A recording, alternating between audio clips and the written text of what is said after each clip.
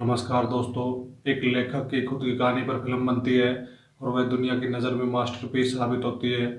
गुरुदत्त को उस फिल्म ने महान निर्देशक का दर्जा दे दिया, लेकिन उस औरत का क्या हुआ जिसकी वजह से यह फिल्म अस्तित्व में आ सकी।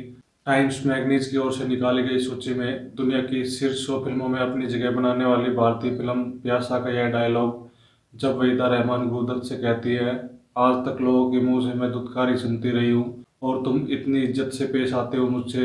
यह डायलॉग बोलती वहीदा रहमान का किरदार काल्पनिक नहीं था। प्यासा में गुलाब का किरदार असल में बॉम्बे की वैश्या गुलाबों की कहानी थी। लेखक अबरार अलवी की किताब 10 ईयर्स विद गुरुदत्त में इसी से जुड़ा एक किस्सा है जो बाद में महान फिल्मों की सूची में शुमार हो गई और फिल्म प्यासा को जन्म दिया। किसी खुश दिन अबरार अपने कॉलेज के दिनों के दोस्तों से मिलने पहुंचे तो वे दोस्त उन्हें समंदर किनारे ले गए।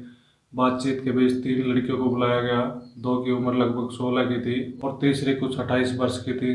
दोस्तों ने अबरार को तीनों में से एक को चुनने को कहा। काफी मिन्नतों के बाद परेशान हो चुके अबरार ने छुटकारा पाने के लिए उस 28 वर्ष की औरत की ओर इशारा कर दिया। वह औरत भौचक्की रह गई और बोली, इन कमसिन कलियों के होते हुए मुझे क्यों।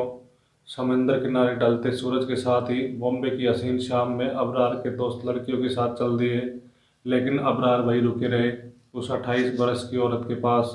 अपनी शारीरिक आवाज बुझाने के लिए नहीं, बल्कि लेखक मन में उपजी जिज्ञासा को शांत करने के लिए।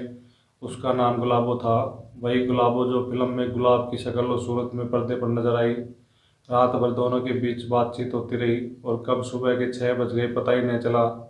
सुबह दोस्त अबरार को लेने आए, लेकिन वहां से उठकर जाने का उनका मन नहीं हुआ। गुलाबो ने अबरार का हाथ पकड़ा और बोली, मेरे साथ चलो, कुछ देर और साथ रहेंगे। जिस कार में गुलाबो बैठी, अबरार उस कार को देखकर बोले, इतनी जगह नहीं है कि सब सट पाए। पसोपेश में पड़े अबरार को देखकर गुलाबो ने जवाब दिया, मेरी गोद में बैठ जाना बुद्धू, और हंस दी। दोनों के मिलने मिलाने का सिलसिला शुरू हो गया। अबरार किसी तरह गुलाबो के पास जाने के लिए वक्त निकालने की कोशिश में लगे रहते और उधर गुलाबो इंतजार में बैठी रहती। गुलाबो को पूरी तरह से अबरार की मोहब्बत ने बांध लिया था। गुलाबो खुद से ही मिलने के तरीके ढूंढने लगी। यह आकर्षण इस तरह हावी हो गया कि एक दिन अबरार गुलाबो से मिलने उसकी जगह पर पहुंचे। तभी एक लड़की बहाने बनाकर अबरार को मिलने से रोकने लगी। गुलाबो को जब इसकी भनक लगी तब वह लड़की से इस कदर भिड़ गई कि लड़की के जिस्म को अपने नाखूनों से छील दिया। वह तुरंत अबरार को लेकर एक टैक्सी में बैठी और ले गई हल्की फीकी रोशनी से घिरे एक बिस्तर वाले कमरे में।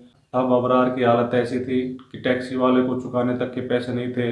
दरवाजा बंद हुआ और दोनों बातों की गहराई में गोते लगाने लगे कि तभी दरवाजे पर हुई आहट से अबरार घबरा गए। गुलाबो ने दरवाजा खोला तो एक आदमी अखबार में लिपटी हिंदुस्तानी विस्की लिए खड़ा था। गुलाबो जन्म से वैश्या नहीं थी, वह देवी नाम के साथ एक ब्राह्मण परिवार में पैदा हुई। कुछ बड़ी हुई तो दिल एक सिपाही पर आ गया। देवी ने अपना घर बार छोड़ दिया, लेकिन फिर पता चला कि वह सिपाही पहले से शादीशुदा है। किस्मत ने देवी को भटकने पर मजबूर कर दिया और उसी किस्मत ने देवी को नया नाम दिया, गुलाबो। इस बात का पता तब चला जब एक मुलाकात के दौरान अबरार अलवी गालियां देने लग गए तो गुलाबो ने उसके मुंह पर अपना हाथ रखा और बोली, मैं एक गिरी हुई लड़की हूँ, मैं वैश्या हूँ, पर तुम तो ऐसे नहीं, तुम्हारे मुंह से ये अपशब्द शोभा नहीं देते। जब अबरार अपनी अगली फिल्म मिस्टर एंड मिसिज 55 में व्यस्त हुए तो मुलाकातों का दौर धीरे धीरे ठंडा पड़ने लगा। अबरार को लगता था कि कहीं न कहीं वे गलत कर रहे हैं, लेकिन फिल्मी दुनिया ने उन्हें समय नहीं बख्शा। एक रोज जब वे गुलाबों के यहाँ गए तो एक छोटे बच्चे ने रोकते हुए कहा, माँ बीमार है, पिताजी अस्पताल लेकर गए हैं। माँ ने कहा था कि आप आ सकते हैं, वह चाहती है कि उसके आने तक आप यहीं रुके रहे। गुलाबो आई और कुछ देर की बातचीत के बाद जब अबरार जाने लगे तो गुलाबो बोली, अब तुम नहीं आओगे न, अब तुम व्यस्त हो चले हो, तुम अपनी गुलाबों को भूल जाओगे। जब कभी भूले भटके मुझसे मिलने आओगे तब तक बहुत देर हो चुकी होगी। गुलाबों को टीबी ने जकड़ लिया था और अगली बार जब अबरार मिलने गए तब तक वाकई बहुत देर हो चुकी थी। गुलाबों की शव यात्रा उसके घर से बाहर आ रही थी। पश्चाताप में डूबे अबरार ने इस कहानी को जब गुरुदत्त को सुनाया तो वे बोले, इस पर तो फिल्म बननी चाहिए। और इस तरह सामने आई भारतीय सिनेमा इतिहास की सबसे नायाब फिल्मों में से एक, प्यासा।